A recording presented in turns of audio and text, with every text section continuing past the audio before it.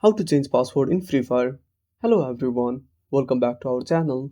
So let's dive right in without wasting any time. Also make sure to watch this video till the end. So first of all, if you are linked a Free Fire account with Facebook, first of all open a Facebook on a device. Then tap on three lines at the top right corner. Now scroll down and tap on settings and privacy. Then go to settings. Now tap on account center. Then tap on password and security. Now simply tap on change password. Select your Facebook account. Now enter the current password. Then enter your new password. Now once you're done, simply tap on change password. Now go back to the home screen.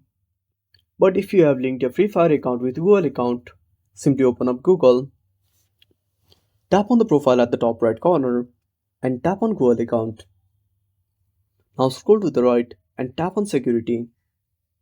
Again scroll down and tap on password. Now simply wait for some time.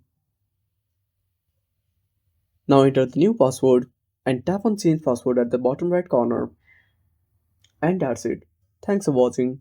Make sure to subscribe our channel and hit the bell icon. See you in the next video.